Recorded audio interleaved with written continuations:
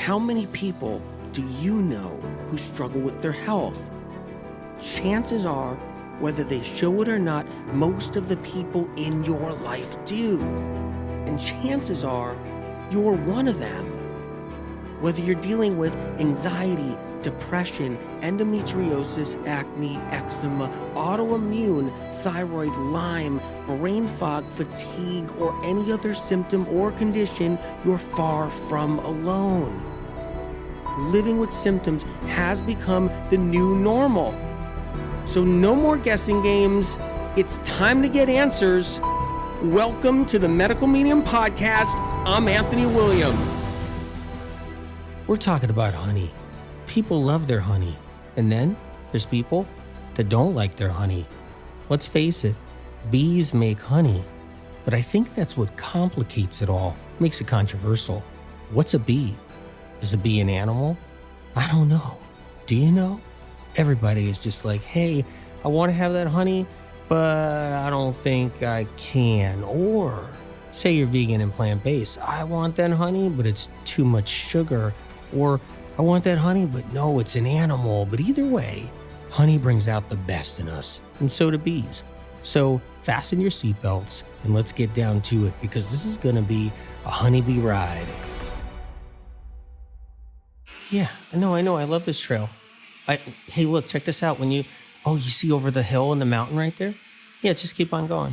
All right, well, watch out for those stones right there. Okay. Yeah, look. Whoa. Do you see that? That's a beehive right there on the trail. Oh my God. Yeah, get a rock. Okay, look, there's a rock over there. Grab that rock. Ooh, a stick. I'm gonna grab that stick. Yeah, let's just try to harvest our own honey. Let's hit the hive. Yeah, why not? You just hit the hive and run. I did it when I was in elementary school. Yeah, my friend got stung, but I didn't. What, you're worried about being stung? Don't worry. That's not this time. All right, get the rock ready. You're gonna throw the rock, and then I'm gonna hit it off the tree with the stick. Yeah, and when we get it down there, we'll run away and we'll come back and we'll take all the honey. Yeah, it's like foraging, foraging in the wild. Yeah, all right, get ready. Okay, all right, throw the rock. Now, throw the rock. Ow, oh, ow, oh, ow, run, yeah, run, ow. Why is honey controversial? Why do people have a lot of issues with honey? One, sugar. They think honey is just all straight sugar. They believe that there's nothing good inside the honey and it's just a sugar high. It's just all sweetener. People are afraid of sugar, so honey gets into the firing line. It's considered bad because it's all sugar. And then there's vegans and plant-based people. There's vegans and plant-based people that eat honey, but there's vegans and plant-based people that don't eat honey because they're afraid it's an animal and they're against eating anything animal. Rightfully so if you're vegan. But there's a lot of confusion in there, which we're going to air out as we go along. And then there's the group of people that are worried about the bees themselves. Bee care. Are the bees happy? Are the bees safe? Harvesting practices are a concern for a lot of people. And then there's the issue, is it a low-quality honey or is it a high-quality raw wild honey, like high-quality honey? So let's start with, is a bee an animal? And is it okay that vegans who believe bees are animals don't eat honey? Well, first of all, of course it's okay. If someone's vegan or plant-based and they believe what science says, they believe that bees are actually animals and the honey is a byproduct of an animal, and they believe they should never eat anything animal at all, like cow's milk and dairy and ghee and anything else, and chicken and fish and meat, and they believe that, hey, this constitutes as the same thing or something really close to the same thing, then it's best as a vegan or a plant-based person to stay away from the honey, then that's great. That's fine. That's their free will. They're vegan. Bee is supposed to be an animal. The honey is a product of the bee. It's made by the bee. Therefore, that honey is a bee byproduct, an animal byproduct. Therefore, if the person's vegan, no, it's off the table, not an option. And that belief about the bee being an animal is created by science. Science says a bee is an animal. Insects are animals, part of the animal kingdom. Therefore, that belief is instilled in the person because science is never wrong, ever, right? Never wrong? Like ever? Science is something that you can't doubt or you can't suggest anything different that maybe it's not quite correct. Or, God forbid, we say science is a learning process because it's constantly changing all the time. And when you really look at science, it's changing so much and so fast. It's constantly contradicting itself over and over again. And if we kind of look at science for what it really is, just this kind of experimental learning process that keeps on correcting itself over and over again because it was never right to begin with. And if we open our eyes and open our mind and see that science has failed us over and over again, that maybe a bee isn't an animal? Did you ever see an animal in the wild? Were you ever walking on a trail or in a field somewhere and you see a coyote go by and you're like, whoa, what is that animal? Like, what is that? Oh, wait, oh, that's a coyote. Cool, that's amazing. Or did you ever see like somewhere where you're watching something, some video of some animal or something like that? Whoa, did you see those animals on there? Yeah, it was a whole bunch of elk. Yeah, it was elk running by. Or did you ever see a deer? And it's like, and your child says, what is that, Daddy? Like, what is that? You're like, that's an animal. That's what that is. That's an animal. It's a deer. Do you tell your child that the deer, that animal you saw, is an insect? It's like, no, that's an insect running by over there. That 300-pound buck, that deer, that animal that just ran by, that's a insect. That's a 300-pound insect that ran by. And that's what you tell your daughter or son. But no, that's not what you tell them. You don't tell them it was an insect. Or what about this one? If you're in a camping trip with somebody and you're sitting around a campfire, everybody's got marshmallows on a stick, and all of a sudden you hear somebody go, ow, I got bit by an animal. An animal bit me. An animal bit me on the arm. Everybody's going to go like, what animal? Where? Where is it? Is it a skunk? Is it a raccoon? Was it a coyote? Was it a wildcat? What was it that bit you? No, the animal, it bit me. I had an animal on my arm and it took a bite. It bit me. No one's going to do that. Instead, they're going to be like, ow, an insect just bit me. Hey, do you have that insecticide that you can spray all over my body? Yeah, can you shoot that all over me? Can you spray that all over me? Can I rub that on my arms? I don't want to keep on getting bit by insects, bugs, because insects are bugs. Or say you're at the campfire, it's at night, everybody's roasting marshmallows, and you hear something rustling in the woods, and you're way out there in the woods. And all of a sudden, it gets louder and louder. It comes out, and it's a grizzly bear.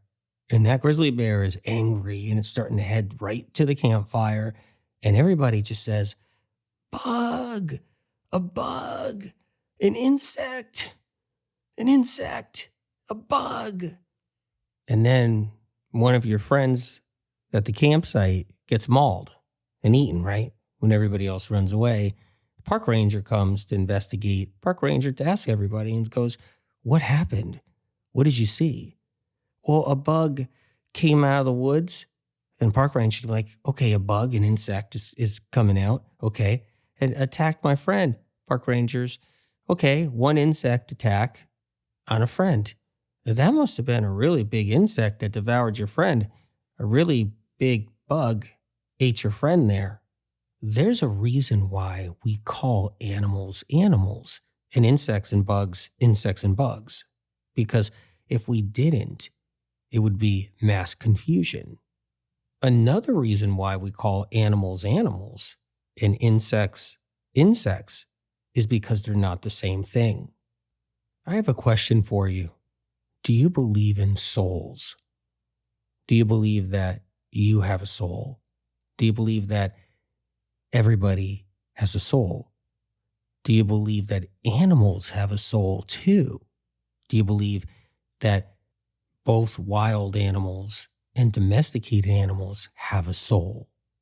I believe personally that everybody has a soul, that all humans on this planet have an individual soul, but that's what I believe. And maybe you're somebody that doesn't believe that, and that's fine. There's nothing wrong with that. But I also believe that every single animal has an individual soul too. Now, I know that pushes the limit for a lot of people because a lot of people don't believe animals have souls. They don't. They just don't even think about it. They just think that people have that, but an animal doesn't. And that's fine too, if that's what you believe. Animals don't have souls, and it's something you believe, and there's nothing wrong with that. Now, if you believe you have a soul, did you know that with that soul, you can decide to do a consciousness meditation? You can sit on top of a hill. You can smell the air. You can listen to the birds. You can listen to a river running by. You can look at the clouds, see different shapes. You can watch where the sun's at. You can listen to the thunder in the distance. And it's all contemplative meditation. You're using your free will and you're using your soul and you're doing like a nature meditation. And maybe you know this and maybe you knew that. But did you know this? Animals can do the same. They have a soul. They can sit on a hill. They can listen to the breeze. They can listen to birds. They can listen to a river running by. They could see the clouds in the sky. They could see the leaves rustling. And they can smell the air.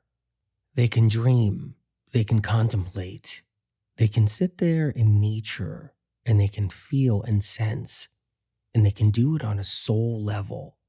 Both domesticated animals and wild animals. Humans are not always on a mission. They can take time out. They can just chill out. They could sit there in a chair and look at the sky. It's not always about getting something done every single second. Sure, humans have to get their food. They have to find their resources. Food, water, shelter. Animals are not always on a mission every single second and minute. Yes, survival is hard in the wild.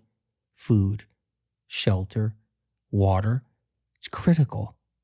But animals take a second. A deer can stand there in a field and not be on a mission. For a few minutes, a deer can sit there and smell the air and watch the birds fly by. Humans like to play. They like to throw a frisbee in the park. They like to kick a ball around. They like to sit on the beach, get a suntan. Animals like to play. Cats and dogs play. Horses like to play. Goats like to play. Even elephants love to play. And even deer love to play too. Now, in order to play, the deer has to stop and look around and think and say, I'm going to sit here, I'm in a playful mood, and I'm going to try to start something with another deer, have some fun. It's not just about a mission and being in a pact. It's individual soul. An animal, like a deer, has a soul and free will in its own way and chooses to kick back for a minute and play for a second, because animals have souls, just like humans have souls. So let's talk about bees, insects, talk about bugs. Insects are always on a mission. The mission is never interrupted. The mission goes on and on and on. So let's look at ants for a second. The mission is to do what every single ant does. You get in a line and you work, and that's all you do. The mission never ends. You think an ant kicks to the side and says, "Hey guys, I'll take a little break here. I want to play. Any of you other ants want to leave the army right there and march over here and play around for a little while? Hey, you guys smell that air? Yeah, you listen to that stream go by? You guys, let's take a break. Who cares if the ant hive gets done or not? Who cares if we finish what we need to finish? Don't worry about those little ant eggs sitting there. Take a break, kick back." The mission is always the same. It never changes. It's always orders and marching and getting the things done that insects do. There's never individuality. There's never any soul thinking.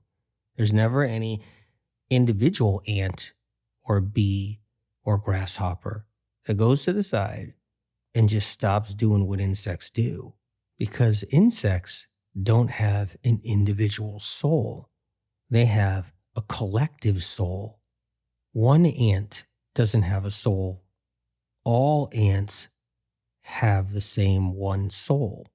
I'm not just talking about all the ants in that one colony, that one ant hive. I'm not talking about all bees in that one beehive. I'm talking about all bees on planet Earth have one soul, a collective soul. All ants on Earth all have one big collective soul, one big mission. It's not individualized per ant. Does a fly have a soul? Does that fly that's on top of that garbage can or on that pile of poo in the grass in the park, does that fly have a soul? And that fly sits there and meditates while it's on that pile of poo? Or it's got a mission. And it does have a mission. Create as many maggots as possible. Land on a carcass. Land on poo. Land on a human who is very ill. Land on anything. And then leave eggs and grow maggots. It's its only mission. And that individual fly doesn't have a soul. All the flies have a collective direction, a collective soul. And their mission is to leave eggs on something that's weak and sick and dying, like a sick, weak animal in the woods, or a poo, or something else. Leave, or garbage, and leave those eggs there so maggots can be produced. But that's its only real mission, and it doesn't stop. It never stops. And we hate flies. Everybody hates flies. Flies are disgusting. Flies are gross. Everybody swats flies, puts fly paper up. All the restaurants have fly paper up in the kitchen. The chefs are working. The flies just collect on the fly paper above the chefs. Everybody hates flies because we don't like the fly's purpose. We hate the fly's purpose. We hate the fly's mission, but we don't hate the bee's mission. Sure, if someone's allergic to bees, they hate bees. If someone doesn't like getting stung by a bee and they're scared to death to get stung by a bee, they hate bees. But we really love bees overall because they're the pollinator, or one of the ultimate pollinators. We swat a fly without batting an eye, but we don't want to swat a bee too often. Somebody might think they're going to get stung, so they don't want to swat a bee for that reason. But we don't usually kill and swat bees. We think about them in a different light. We want them preserved. We like them because we know they're on flowers. We love flowers. We love bees. Bees are on flowers, pollinating fruit on trees. We love seeing bees on flowers on fruit trees so we can get fruit. We love seeing bees on dandelion flowers. We love seeing bees on wildflowers and roses, wild roses. But each bee doesn't have an individual soul. It's a collective soul. It's a constant mission. They don't have a free will. They can't say, I'm not going to pollinate today. I'm not going to go on that fruit tree flower. I'm not going to do my work. I'm not going to do my job. I'm going to take a day off, or I'm going to take some time off, kind of like a fly. A fly is not going to say, well, I'm not going to lay any maggot eggs today. I'm not going to worry about that garbage can. I'm just going to forget the garbage cans today. Let me sit by a riverside, take a break, take a load off for a minute. Everybody has their limitations. No one wants to really kill a bee because they like seeing bees on their flowers in their flower garden, but they'll squash a spider in 2 seconds flat. No one wants to see a bee killed, but they'll swat a fly in a second flat. Everybody's different for how they perceive life forms on this planet. Like, for instance, you ever heard the expression, that person can't hurt a fly, right? Or I can't hurt a fly. You ever heard that before? But then there's people that'll kill a pig, no problem. They'll hit a pig in the back of the head with a hammer, knock it out, and not bat an eye. But I'm not judging anybody. It's not what this is about. There's people who eat animal protein and they don't know the process. And there's people who raise their own animal protein and know the process. And then there's people that don't eat any animal protein and still know the process to some degree. And then there's people who don't want to not only eat animal protein, but they don't want to eat anything animal on any level. And they've learned about the process and how it works with animals, eating animals, raising animals, killing animals for slaughter, for food on the table, for food in the grocery stores, for animal protein eaters. And for whatever reason, most of the people on the planet don't have an education to where their food comes from, how it's raised, what the slaughtering practices are, the harvesting of animal products, the harvesting of animal byproducts, like milk, cheese, butter, eggs. Everybody comes at it with a different knowing, understanding about their food, understanding about their byproducts that they're consuming from the animals, understanding even about their fruits, vegetables, and anything else they're eating. Some people believe that only humans have souls. Some people don't even believe humans have souls. But some people believe that humans do have souls, right? And then some people believe animals have souls. Some people don't believe animals have souls. Some people won't hesitate when they kill a mosquito when it's on their arm. Some people won't hesitate when they swat that fly. I was at a friend's house. He has a screened-in porch, and a bee got in. It was in there for a few hours, and it was a hot day. I was sitting there in a chair talking to him on his porch, and I said, I have to save that bee. So I got up, and I went to the bee, and I was trying to catch it. It was very weak. It was just stuck to the screen. And I was carefully trying to catch it without getting stung. My friend said, are you crazy? Who cares? It's a bee. It's going to die. Big deal. It's an insect. And I said, no, it's more than that. I have to save this bee.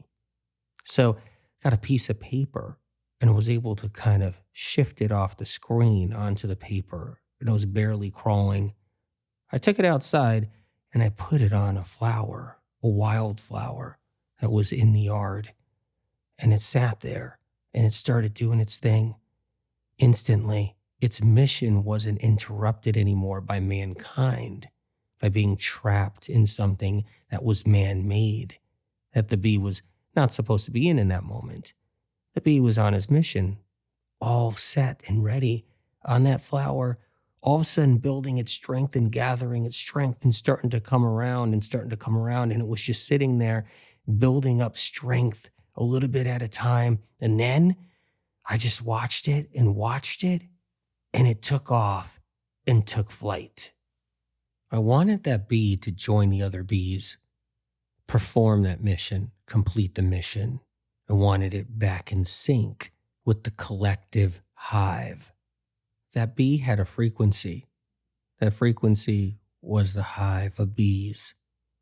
That hive frequency was all bees on the planet, because It was a soul frequency, one big collective soul, not individualized souls per bee, which truly determines if a bee is an animal, if an insect is an animal, its individual soul or collective soul frequency. Let's talk about science for a minute. So science dictates that insects are animals, but they've never seen insects play. They've never seen two mosquitoes playing, having some form of contemplation, some form of meditation. They've never seen two mosquitoes bumping up against each other because they're actually being playful like elephants do. And they never will. They'll never see that. There's different understandings or a higher understanding that science does not see when they're doing their classifications. Classifying anything can go into any different direction. Institutions that classify things, scientific institutions, are man-made. So classifications can change or go into any direction. It's fallible. It's an institutional decision to classify insects as animals. It is not a universal law. It's not a universal truth. Instead, it was an institution, scientific institution, that made the decision for everyone else. That means they made the decision for you. And then that makes you make a choice because of their decision. Science is known for being right about one thing and wrong about 1,000 other things. Can you think of one thing recently? One big thing? One huge thing, like really big thing, that science was wrong about recently?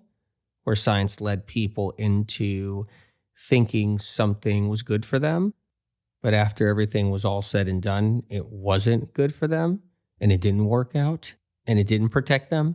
Science learns from its mistakes over and over again. That's what it does. It makes mistake after mistake. Cost is actually severe on people. Spoils of war. Who cares? Who cares about people's lives? Who cares if someone's life was ruined? You become their scientific mistake. That's how it works. They don't care. They're not held accountable for anything. Doesn't matter what it is. Asbestos. Look what happened with that. Cigarette smoking. Science is the one that said smoking was safe for pregnant women. Smoking was safe for everyone. Science said that, not some person. One current mistake science is making is misunderstanding honey, misunderstanding its value, seeing it for just sugar. Honey's just sugar. Science, that's all science will say about it. It's like it's straight sugar, and that's all it is. And by the way, a bee is an animal for anybody who, is concerned or wants to put healthy things in their body. Interesting. Do you think that the science world of health and wellness, the science world of medicine, wants everybody healthy? Do they? No. The first thing that comes to the average person's mind when anybody mentions the word honey is one thing. Whoa, calories, sugar, bad. Bad for me. It's sugar. It's all sugar. It's the first thing. Everyone has been conditioned to think that very thing. A purposeful, on purpose conditioning. That was done for a reason. Because we have to take one of the most powerful healing foods out there, like true plant medicine. I'm going to explain why. It's going to blow your mind. True plant medicine. And then we have to discredit it.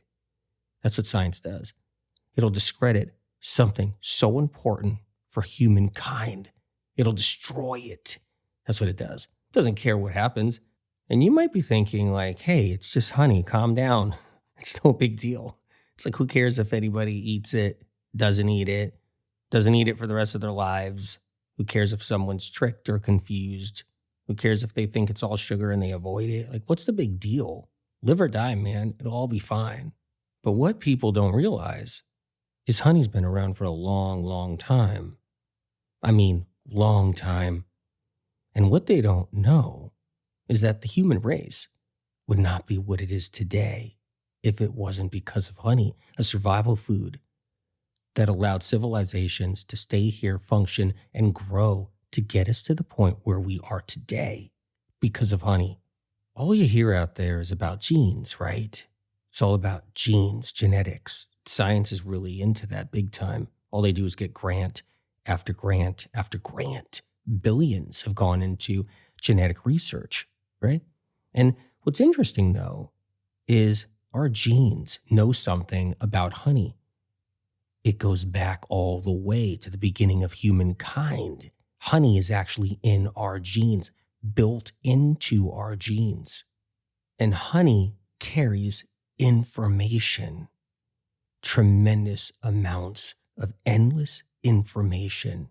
And plants carry information, thousands and thousands of years worth of information. Did it ever dawn on science at all that there could be something else inside honey that isn't just sugar? So that first thing that hits everybody's mind is right, is the sugar, that part. But then there's something else that hits somebody's mind too. Say somebody wants to be just plant-based, say they want to be vegan for a moment in their life, because I'm just being straight up. Not a lot of people stay vegan once they go vegan.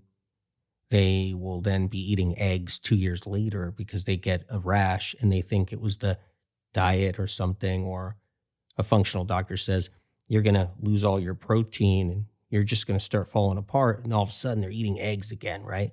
But they avoided honey for those 2 years. And they probably avoid honey for the rest of their life because they get conditioned in a different way again. The sugar fear, that aspect of honey, they carry that with them like a wound. So not only did they avoid the honey during the course of being a vegan during that duration, but they're like, well, I can't do the sugar anyway because my new functional medicine doctor says avoid all sugar, and I can't do the honey. I can't do fruit either, but I'm not going to put honey on my fruit, God forbid. And they carry that wound with them along the way. So the traps are set. They're there. They're ingrained in people. People are conditioned. Science doesn't want anybody on true plant medicine, which I'm going to talk about in a minute. And then you get cheated out of something so medicinal, something so special, something that's been in our body for thousands and thousands of years, humankind, something that's ingrained in our genes. The crazy thing is, sugar is how we function. Without sugar, we die. Our brain starts dying in 5 seconds without sugar, glucose getting to the brain. Now, did science miss this? They know this. I think they know this. They know that blood sugar, we can't work, we can't play, we can't live our life, we can't do anything without blood sugar. If you avoid healthy sugar, like completely avoid it, 100% avoid it, and you're not getting enough glucose to your muscles, like your heart muscle, it'll atrophy. If you don't get enough glucose to your brain, it'll atrophy. Brain will shrink over time. If you're somebody who's chronically ill, a neurological disorder, a neurological condition, maybe you spend a lot of time on Mattress Island, Couch Island, maybe you're bedridden at one time in your life, and you just eat fat only, like fat and protein, you'll atrophy. You'll waste away. It's happened. I've seen it out there. It's terrifying, actually. Sugar helps stop that wasting away, muscle atrophy, organ atrophy, glucose. It's critical. Meanwhile, the health world and the science world, they're just going to tell you, fear it and fear it. Fear-mongering on sugar. It makes you wonder, it makes you think, what's the real goal in the end for science? The wellness world, the medicine world, the science world? Is it just to get us to waste away and die, get sick and just rot and fall apart and lose everything and not function? What's their real goal? I notice that science always hits the things that are sacred, and honey's sacred. Bees are sacred too. They make the honey. But science tends to hit those sacred things. So they then condition everyone that sugar is a problem, right? And sugar's in honey, so that's a problem. But what's interesting is, did you ever hear about the carnivore diet, right? Where It's people who they were sick from eating standard American diet or whatever, standard Europe diet, and they were eating not good all those years, processed foods, fast foods, greasy foods, whatever. And then they went and picked the carnivore diet where they only felt better by getting rid of all the cakes, cookies, and donuts and all the bad stuff. And they started just eating meat and meat only. So every day it was like mono meat meals. It's like I'm having my ground chopped beef in the morning, in the afternoon, having a burger, just a burger, no bun, no nothing. Later on, I'll have a steak and I'm feeling better. Like I'm coming around. I like this carnivore diet thing. But then after you do it for a year, you start atrophying. Your workouts aren't the same. Start losing muscle instead of gaining muscle. If you're working out, you start bumping into walls because you don't have glucose to your brain. So too many people ran into this problem. So they started changing up the carnivore diet and they brought in honey. And they brought that in saying you could do honey now. You can do your meat all day long or your meat and eggs all day long or something. And then you can bring in your honey. And it was kind of bringing them back to life. The carnivore people, they were like not zombies anymore, walking around like Walking Dead. They were starting to get their life back because they were getting sugar to their brain, their muscles, their heart, their body, their liver. The carnivore diet and every other diet out there always morphs. It's like one big chameleon. It changes. No one's keeping track of the changes. No one's saying, oh man, you just messed up people for the last 10 years on that diet. And now you're finally bringing in honey. It's like that with all the diets out there. No one's consistent. They're contradicting themselves over and over again. Each diet contradicts itself over and over again, and it learns from its mistakes. No one's tracking the mistakes because there's a whole bunch of newcomers coming in like, oh, cool. I'm going to try this new diet. What year are we in? Are you guys still making mistakes? Because you made mistakes 10 years ago. You made mistakes 5 years ago. No one's knowing that. No one's being taught that. It's like you go into it and you don't know that they made a change up, right? It's like articles on the internet. They make mistakes. The article's up there. It's got misinformation. And then there's an update all of a sudden. 2021, there's an update in this article. Nobody knows that the last 20 years in that article, it just messed people up because it was just mistake after mistake in health. No one knows the history. There's no consistency. No one's being held accountable or at least called out for it. And there's a whole bunch of spoils of war, which is basically someone who just gets wronged along the way. And this can happen with anything in health. Take honey, for an example. Millions and millions of people are wronged because of the misinformation about honey. So let's get into it now. Science doesn't recognize there's more than just sugar in honey. They don't recognize phytochemical compounds in honey. They don't take the magic number, $250 million, a grant, a whole group of scientists, and start really looking into that honey. See what's in there. Herbs are medicine. Herbs are medicinal. If you pick an herb like mullein and you tea it, you got medicine right there. Phytochemical compounds, antiviral compounds, antibacterial compounds, antioxidants that are not even identified. All this medicine when you're doing herbal medicine, right? Well, what's a bee do? A bee is flying around and then it lands on an herb, a flowering herb, and it collects information. It collects medicine, nectar, and pollen. Let's take dandelions for an example. Dandelion greens, they're medicinal. Dandelion root is medicinal, helps with the liver. It's a blood cleanser, has all kinds of different nutrients in there. Well, the bee lands on the dandelion flower, and it's sitting there on the flower collecting pollen, collecting nectar from the dandelion flower. Now, science and research, they haven't studied the nectar and the pollen on the dandelion flower. They haven't done their research. They haven't done their discoveries. They haven't taken the dandelion flower and put it under laboratory tests with armies of lab technicians and scientists to find the medicine. It would take decades and decades, hundreds of millions of dollars. And doesn't even mean they'll find what they're looking for because they don't know what they're looking for. It would be like one little discovery here, 10 years later, hundreds of millions of dollars, another little discovery here, and they wouldn't even scratch the surface of what's in that dandelion flower that the bee collects.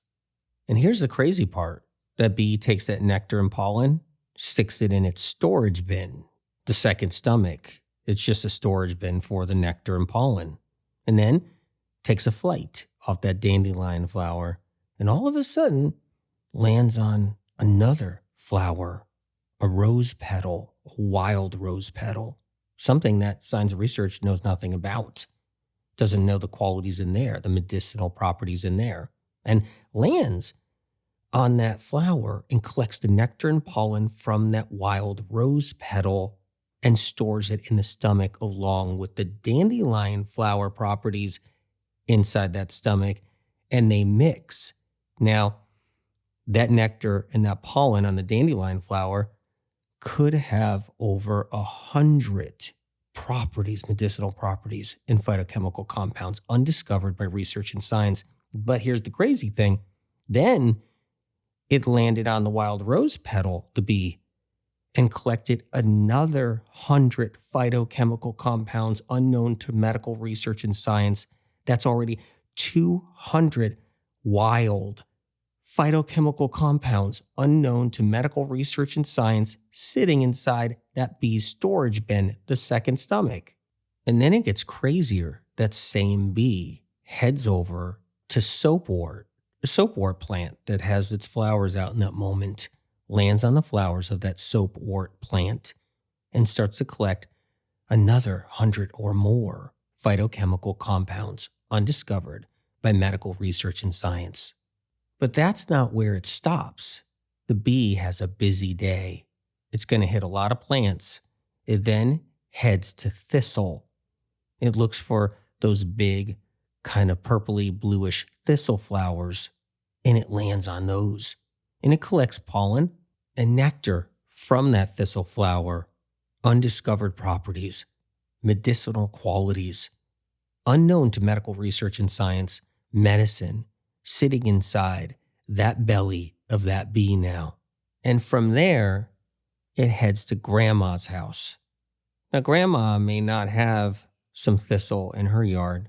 She might not have dandelion flowers in her yard. Maybe she uses a weed killer in her yard, so there's no dandelions there. But it heads to her garden, her flower garden, and it goes to a flower, lands on a daylily, and collects over 100 phytochemical compounds undiscovered by research and science, nectar and pollen from the daylily. But here's what's crazy. That same bee leaves the daylily and goes to a marigold in grandma's garden, and then does it all over again, collects another 100 compounds, phytochemical compounds from the marigold. But here's another thing. It leaves the marigold and heads to grandma's lavender. And the pollen and the nectar on the lavender flowers are being taken in by the bee, stored away with its 100 or more phytochemical compounds unknown to research and science. And from there, if there's some tulips there, the bee will head to the tulips. And it doesn't stop there. It just doesn't stop. The bee keeps on traveling to some other grandma's garden or somebody else's garden or even somebody's tomato garden. Here's what's crazy, right? Now, tomatoes, you don't eat the leaves of tomatoes because the leaves are toxic. But it's like that with fruit trees. It's like that with other plants.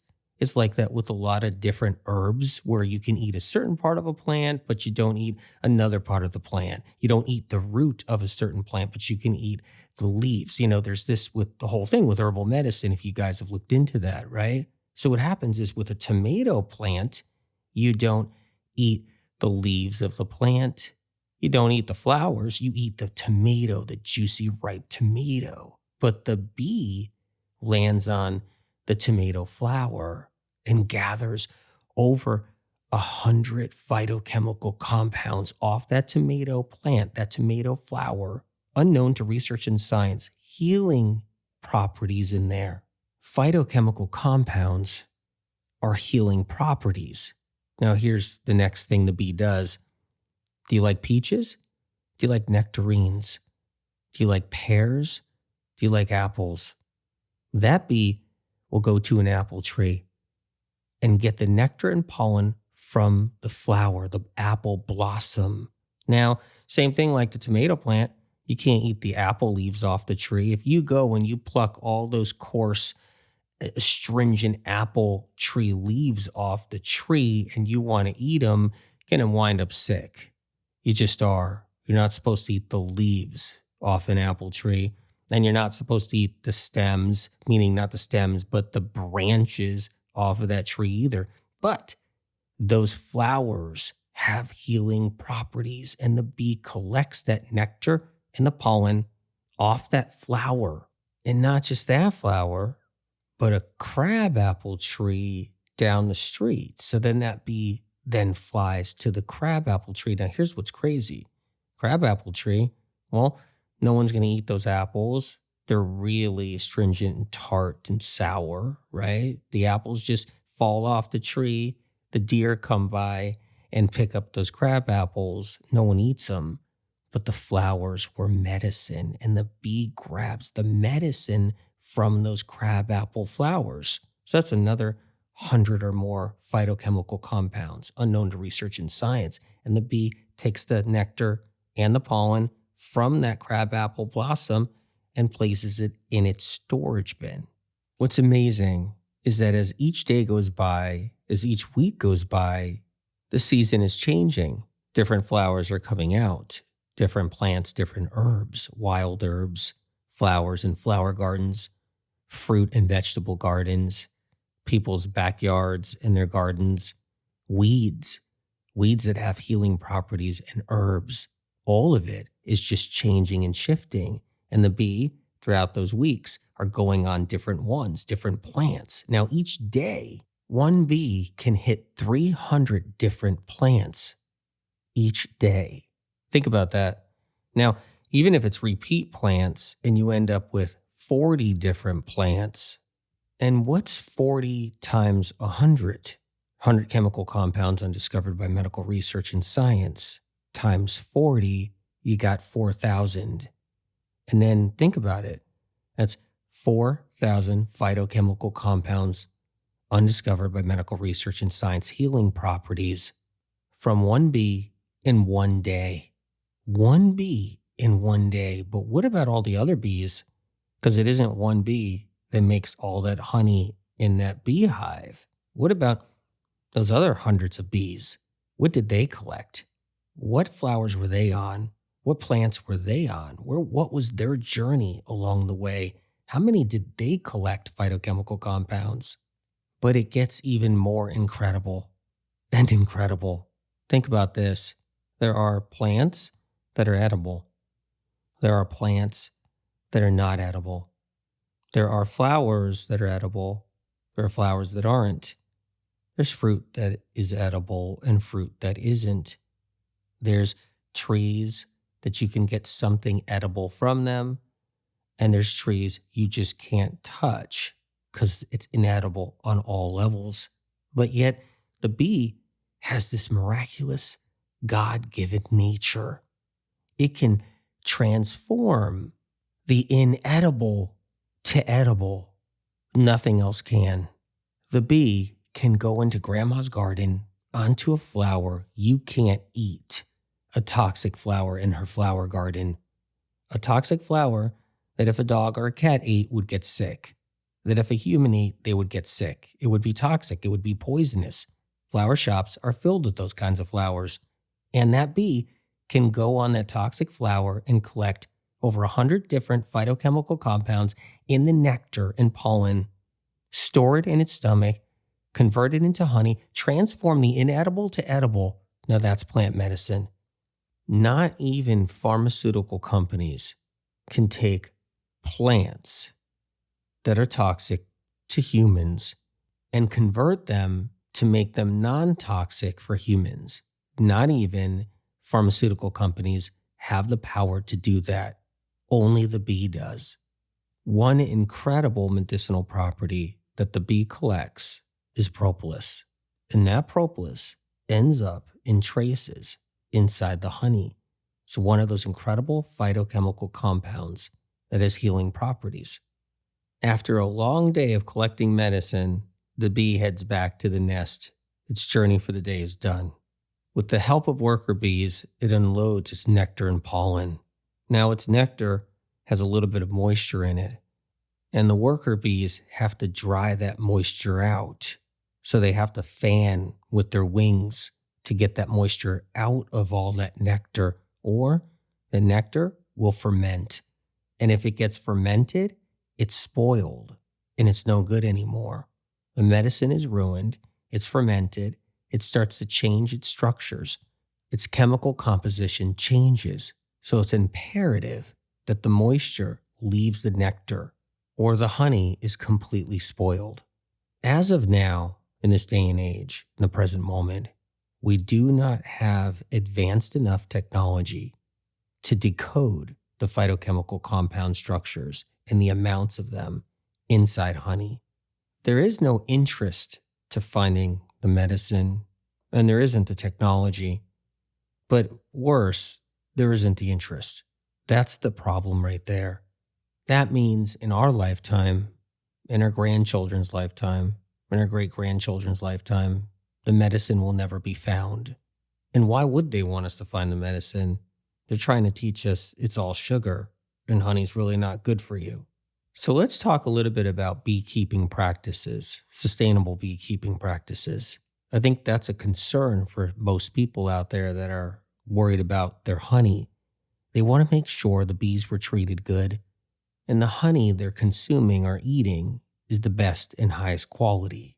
So one of the big concerns is when we're raising bees, we're not starving them.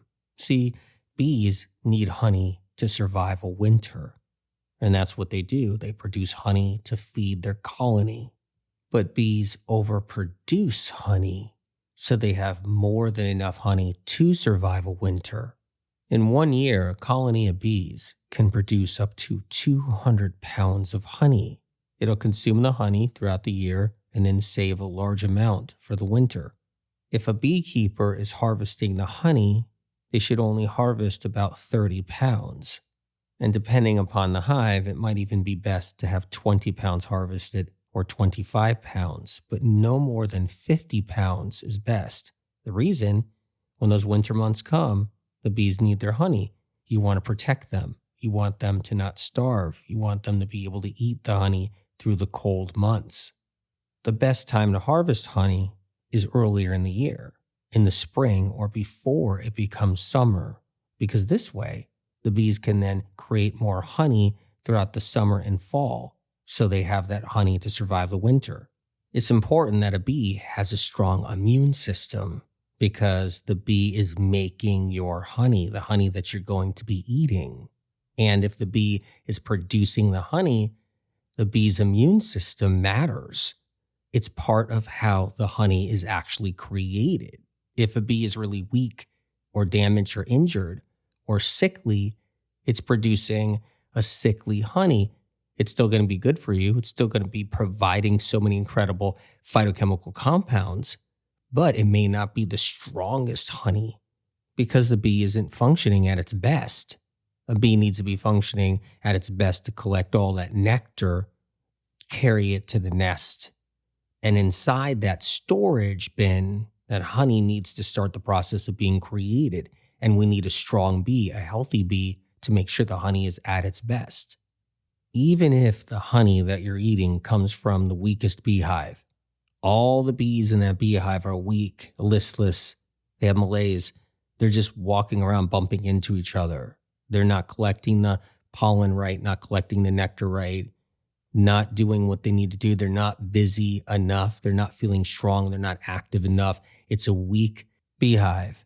You're still going to have honey that's offering something for your immune system.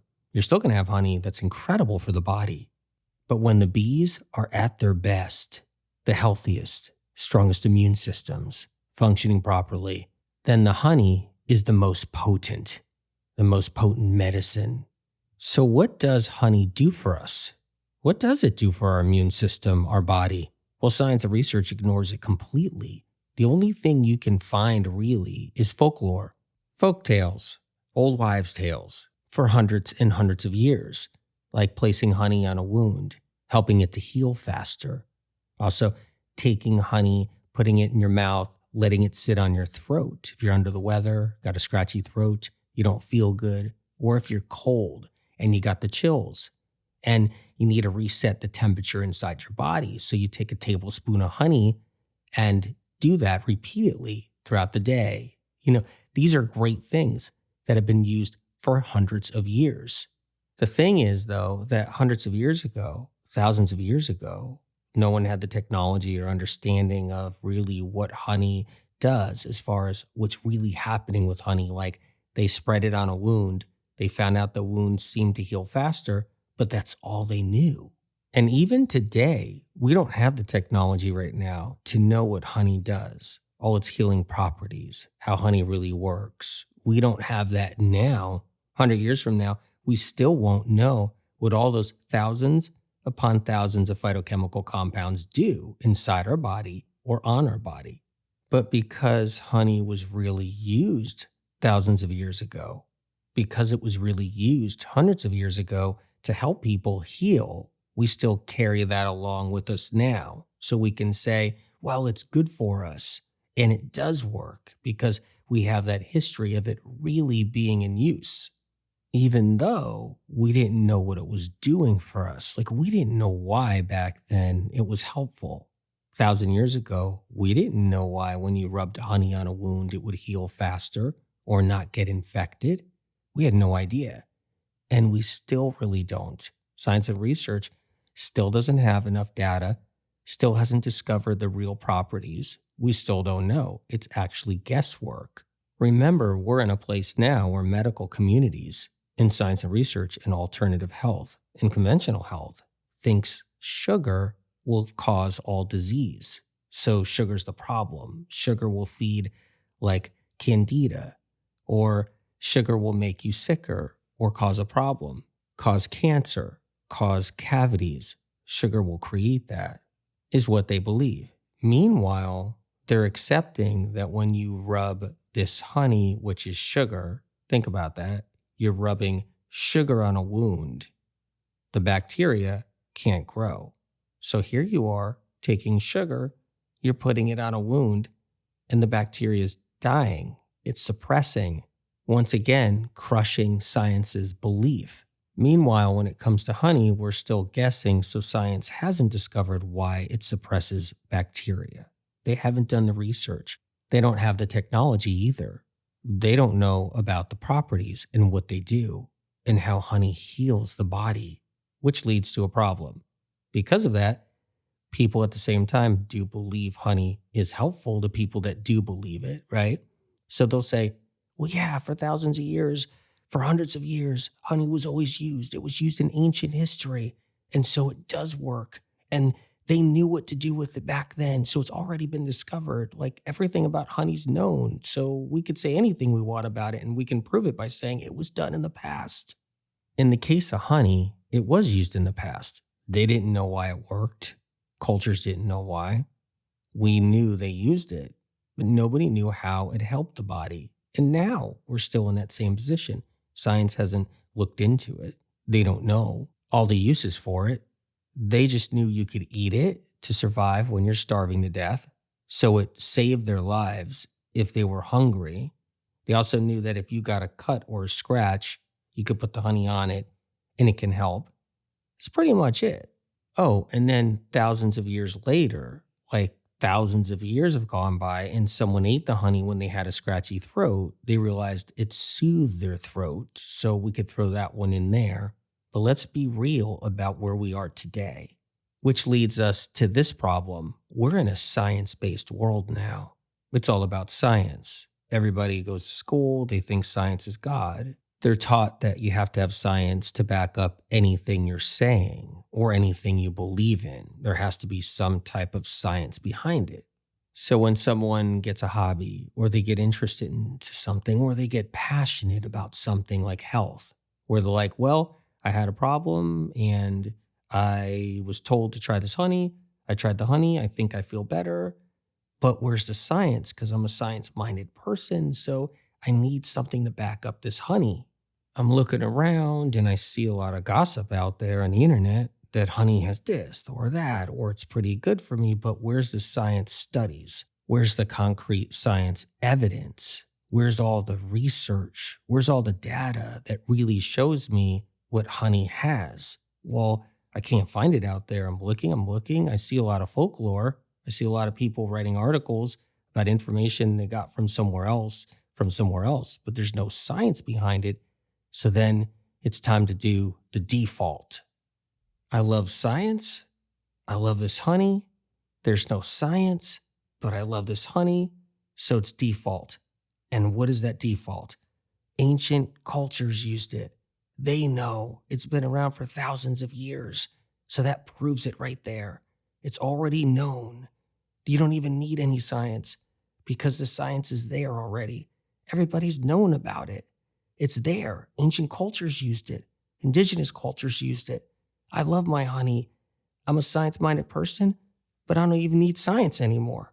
Yes, honey has been used for thousands of years, but making any kind of claim that they knew how to use it all those thousands of years, like how much, the amounts, to what for, to what disease, to what illness, to what it actually did and what it does, is a whole nother story. This is a technique right now being used all the time lately, acting like everything's all sewed up. It's a weaponized technique right now, meaning that because honey was consumed or thought to be good for you a long time ago, it's all sewed up. It's all figured out. It's weaponization to work along with science that didn't even actually pull through for us. This means this technique can be used. For example, if I give you new information about honey here in this podcast episode, incredible information that nobody knew before, because honey's been around all these years, that person now can default it and be like, oh, but it's ancient, everything's already been known and sewed up. So if you hear something about honey here that you've never heard anywhere else, and it's brand new to the table, those people will use the weaponized default button, the weaponized default mode, which is, oh, it's ancient history, everything's all known. Let me go and take that brand new information about honey I've never heard before. Science doesn't know. No one's talked about. Let me take it, poach it, not cite it, but then do the default button. It's ancient cultures. They knew everything back then. And by the way, science is probably learning all new stuff now too about it too. But they do this with everything. Look at celery. Nobody knew it was anti-pathogenic. Nobody knew sodium cluster salts killed bad bacteria. Nobody knew about the sodium cluster salts killing off viruses. Nobody knew any of that. 16 ounces on an empty stomach. Nobody knew how to use it, in what way, how to juice it alone and only alone and not mix anything. But since celery's been around for a while, and somebody probably put it through a juicer with a carrot before, oh, it's already been done before.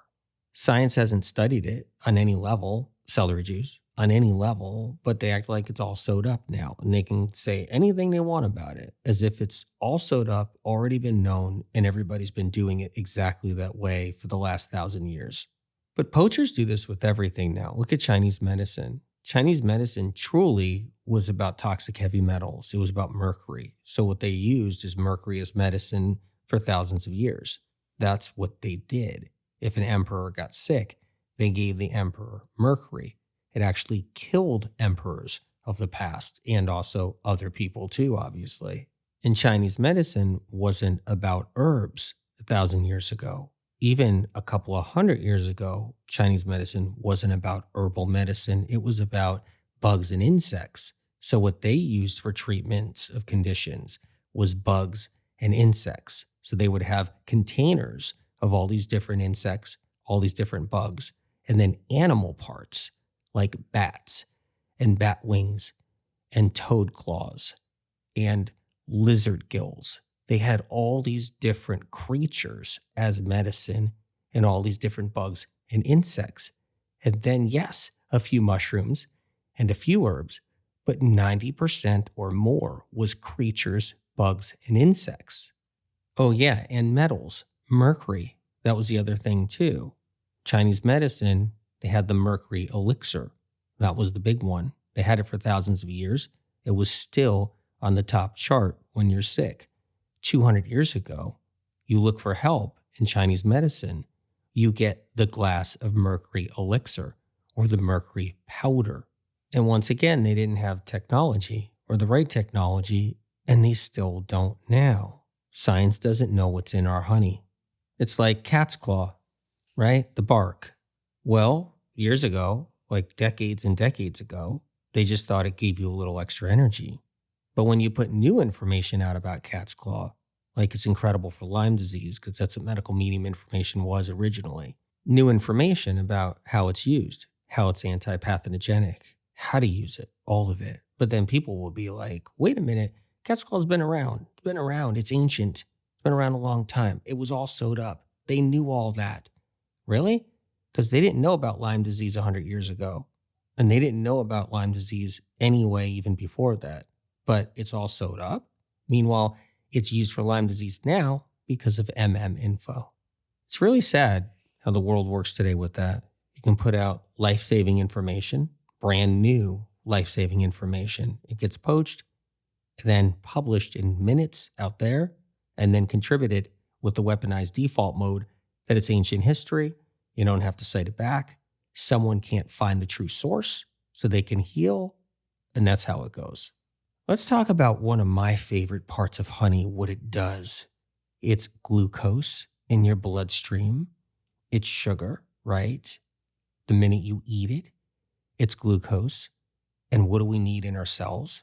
Our nervous system cells, nerve cells. We need sugar to keep our nerve cells alive. But here's what's amazing. You have glucose, which is the honey, filled with thousands upon thousands of phytochemical compounds from hundreds of different plants, species of plants we're not even allowed to eat. But yet the bee transforms the power of that plant that we're not allowed to eat, turns it into medicine. So not only are the phytochemical compounds incredibly powerful on their own, but there's a vast array of them that we don't have access to unless the bee grants it to us. This is the most powerful glucose in the world on planet Earth. The glucose in the beehive, which is the honey, is filled with over 200,000 undiscovered phytochemical compounds. And all of those phytochemical compounds enter into your cells, which require sugar to stay alive and function because your brain has to have sugar. Every nerve cell in your brain and body needs that glucose, that sugar, and those phytochemical compounds are in that sugar. These are pathogen killers, protectors from radiation damage, protectors from dioxins and heavy metal damage, delivered straight into the cells that need it the most, the nerve cells. And as things get worse on this planet, more exposure to pathogens, toxic heavy metals, and chemicals from chemical industries, the adaptogenic properties of honey help us through it. As time goes on in this toxic world, the bees adapt, then the honey adapts, and it helps us adapt. What are some of the symptoms and conditions honey is good for?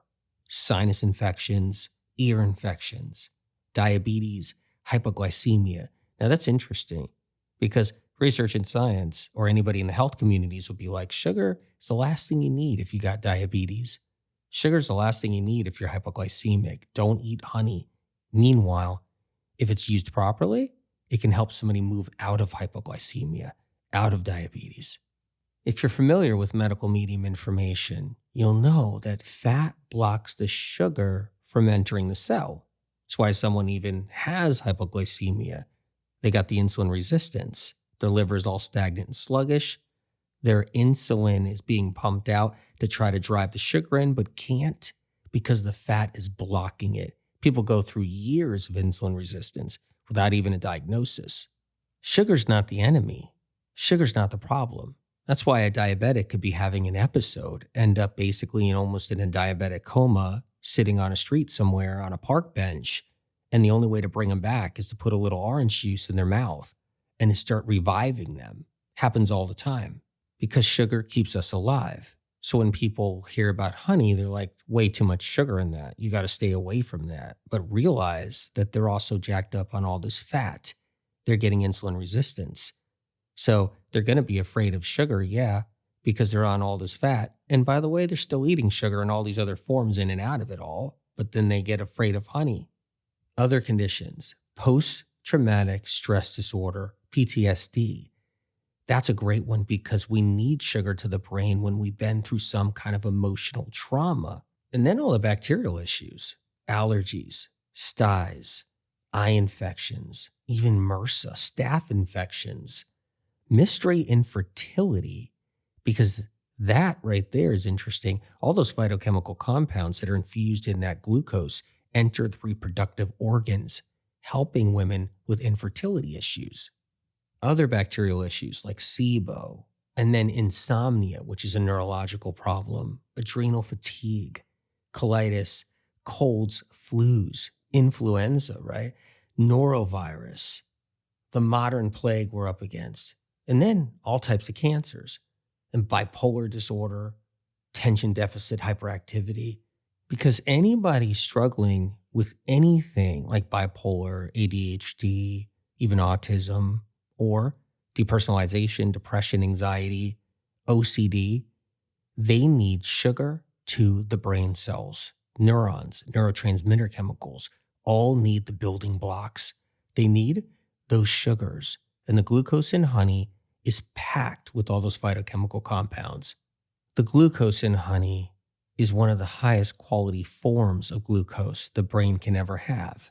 And so when anybody has a brain issue, it's critical that they get the best glucose to the nerve cells. And then there's Alzheimer's, dementia, and original medical medium information is about toxic heavy metals causing Alzheimer's and dementia because the metals oxidize brain tissue. They oxidize brain tissue and damage brain tissue. So brain cells die because of toxic heavy metals. And glucose is needed to revive brain cells, restore them, protect them, and bring them back. And the phytochemical compounds in that glucose help stop the oxidizing of the cells and nerve tissue. And then there's autoimmune disease. Original medical medium information put out in the world that autoimmune is caused by pathogens, viruses, and honey is anti-pathogenic. It's a pathogen killer. And honey is great for food poisoning recovery, upset stomach, plus it can help with bronchitis, lung infections, laryngitis, thrush, and so much more. Honey's sticky nature isn't just a physical trait. It also applies itself on an emotional level. If you're eating honey and you experience something good happen in your life, a good feeling, maybe somebody lifts you up, maybe something great happens, then the good memories, the memories that are positive, those experiences stick to you. They bind to the brain.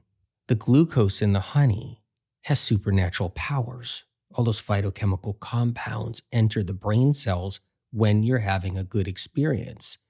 They allow that good experience to hang, to stick in your cells, to stay with you. So when a bad experience happens, you can easily obtain those good memories. You can go back to those good experiences, those good references. This is all part of honey's emotional power support. People who run from honey should realize something. If you could trace your family lines back to their oldest days, you would find ancestors who subsisted on honey. Raw honey was not just a survival food in the sense that it simply got people by because they were starving until another food came along. Rather, it was and still is now an incredible medicinal nourishment. Honey is written into our lineage. It's written into our souls, who we are. In a sense, our DNA comes from honey. This means if we avoid honey, we're shutting off a part of ourselves that connects all the way back to the beginning of human life. Trends that derail us, cut us off from eating honey, show us how disconnected we really have become. When we reestablish a connection with honey, it puts us back in touch with ourselves. What else have we turned a cold shoulder to that helped make us what we are today? How much honey can we eat? How much honey is too much? How much honey is not enough? Let's start with the basics. If you're somebody that's eating any sweetener at all, any kind of sugar, candy, ice cream, anything that has cane sugar in it, switch it to honey. You're better off in every way. Let me start with how much honey I eat sometimes. Keep in mind that honey is really medicinal and it's self-limiting. Some days when I'm really busy with work, I don't have a chance to make myself meals. So what I do is I'll get some lemon balm tea, I'll get the hot water going, I'll make myself a cup of tea, and I'll put a tablespoon of honey in it. Hour goes by, I'll do it all over again. Another tablespoon of honey, another cup of tea. Another hour goes by as I'm working, I'll do it all over again. Another tablespoon of honey. This could happen 10 times in a day. 10 tablespoons of honey. This doesn't happen all the time. This could be a really busy moment in my life. I'm writing the books. It's late at night. I've been up for a lot of hours. I haven't had the right fruit. I haven't gone to the store. But I need glucose to my brain. I need fuel to my brain. Now, keep in mind this too. I didn't have a chicken for lunch. I didn't have a double cheeseburger at the same time. I didn't have a vegan pizza, a bar of chocolate, a nut bar, ice cream, mac and cheese, a pasta, a bagel and cream cheese. I didn't have any fats, not even vegan or plant-based fats or animal protein fats, no fats at all. No fat equals no insulin resistance. Now keep in mind something else. I'm not on caffeine. I'm not on matcha tea. I'm not on coffee all day long either. I'm getting energy from the glucose. That's partly where we get our energy. I noticed that the people who question sugar, question honey, are jacked up on caffeine. They have to rely on it every day.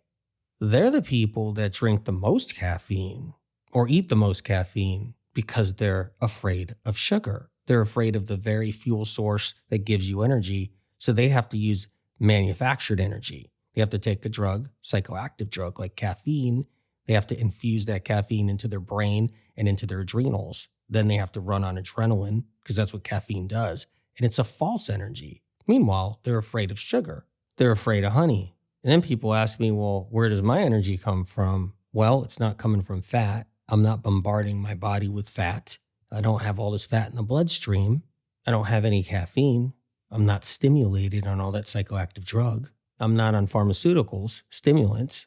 For the most part, I have a lot of glucose, a lot of different fruit, a lot of leafy greens, a lot of leafy herbs like parsley, a lot of cilantro, a lot of different fruits of all kinds, wild foods like the wild blueberries, lots of different herbs, things like also potatoes and winter squash, and different vegetables like asparagus and Brussels sprouts. I like getting what my body needs, lots of glucose, trace mineral salts, antioxidants, polyphenols, anthocyanins, phytochemical compounds. And I'm sure some of you guys out there are thinking like, where's his fats? Healthy fats are critical. They're needed. Well, there is healthy fats in there. There's trace fats in all of those foods. But I'm not bombarding my system with lots of radical fat, overt fat, because what that does is it stops all those trace minerals, all those nutrients, antioxidants, and all that glucose from entering all the cells. This helps me work 20-hour days and not having to run on caffeine. And sometimes, depending on the situation, I'll have an overt fat. I'll have a radical fat. I'll eat an avocado. I'll have some tahini. I'll have some olives. But keeping the fats low allows me to be able to do more glucose. So if I wanted to have more honey, it's not going to cause any insulin resistance because the sugar doesn't cause the insulin resistance. It's all the fat in our bloodstream. Stopping the sugar and stopping the mineral salts and stopping all the nutrients and phytochemical compounds from entering the cells. So if you're somebody that eats a lot of overt fat or radical fats, and you're having like chicken, you're having animal proteins, or say you're a vegan, plant-based person, doing a lot of nut butters, nut milks, nuts and seeds, you don't want to do 10 tablespoons of honey that day. That's a day you can do a tablespoon of honey in some form or some way, or 2 teaspoons of honey. But if you're still going to eat all this other sugar, though, like you're doing vegan donuts and vegan cupcakes and vegan cookies, and it's loaded with all this other kind of sugar, you're better off doing more honey, even if you have more fat in your diet. Also, keep in mind that all those cookies, cakes, and donuts that are vegan or healthier versions of it all have fat in them too. So, fat and sugar, they're insulin resistant creators. For a baseline, though, as a medicine, 1 tablespoon a day is a great baseline, regardless of what your diet is. But always remember that honey is a potent medicinal medicine, and even a half teaspoon or a teaspoon a day every day, you're getting something incredible in your body. When I hear out there people rip apart honey, talk bad about it, send people away from it, I think about bees have it hard enough as it is. They're already endangered. They got enough enemies. What's the bees' number one enemy? Chemtrails. Toxic chemicals falling out of the sky. What's their other enemy? Pollinator killers. Pesticides, herbicides, fungicides, rodenticides, and GMO crops. We want to look out for the bee. We want to befriend the bee. We want to honor the symbiotic relationship between the bee and humankind, something we've had here for centuries and thousands of years. As long as human beings have been here, the bee was flying beside them, and honey was a weapon against starvation and disease. It has always been a good source of food and medicine. Time went by, tens of thousands of years, and the earth changed because the people on earth created something that wasn't going to be helpful for the bee. It was only going to be hurtful, and it was the industries, the bee's worst nightmare. Some industries were good, and some industries were darkness, bad and evil. The good was to produce tangible resources without destroying the planet and intoxicating human life here, so that our lives can be easier and we can sustain and protect ourselves with resources for everyday life. Meanwhile, the evil industries created poison, toxins, confusion, corruption, and much of it made for conditioning the minds of the people, and these toxins were to be ingested mentally and physically by everyone. The longtime friend and ally, the bee, hasn't had it easy over the recent last 100 years, and even worse, these last decades. The bee is disrespected, underappreciated, and uncared for. The bee is losing its battle here on Earth, and the industries of darkness that create the chemtrails and the other intoxicators, such as the herbicides for the parks, lawns, and yards, are shortening the bee's existence on this planet, while at the same time eventually taking away a medicine that was provided to us since the beginning of our existence. The bees are the miracle transformer of medicine, and the honey keeps changing to keep up with what our bodies are up against in today's world of pathogens, deficiencies, exposures, and broken immune systems. One of the truest of all plant medicines in our hands today, if we have inner sight to see its value and to know the truth.